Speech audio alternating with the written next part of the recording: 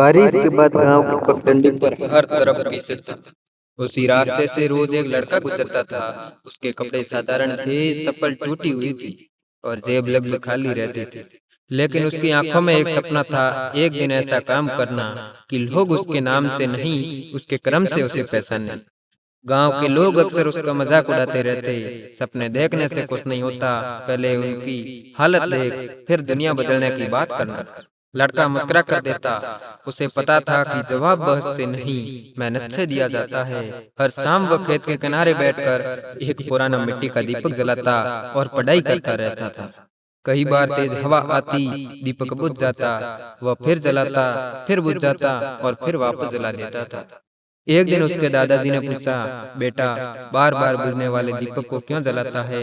लड़के ने कहा, दादाजी, जब तक यह दीपक हार नहीं मानता, मैं कैसे मान लूं?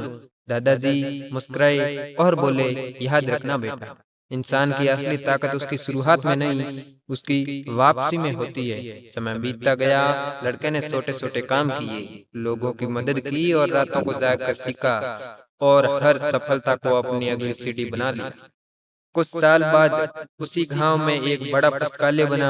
उसके बाहर एक नाम लिखा था, उसी लड़के का। उद्घाटन के दिन वही लोग आए जिन्होंने कभी उसका मजाक उड़ाया था। उन्होंने पूछा, तुमने सबसे बड़ी सीख किससे दी? लड़का मुस्कुरा कर बोला, न उन लोगों ने जिन्होंने मेरी तारीफ की, न उन लोगों ने जिन्होंने मेरा साथ दिया। सबसे बड़ी सीख मुझे उस मिट्टी के दीपक ने दी जो हर बार बुझकर फिर जल जाता था।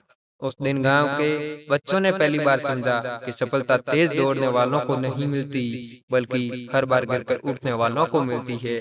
याद रखिए, जिंदगी में होंगे, जिंदगी में हालात हवा की तरह होंगे, वे आपको बार बार बुझाने की कोशिश करेंगे, लेकिन अगर आपके इरादे दीपक की तरह है तो वापस रोशनी फैलाने में कोई आपको धकेल नहीं सकता। तो दीपक की तरह जलना है तो दीपक की तरह चमकना सीखो।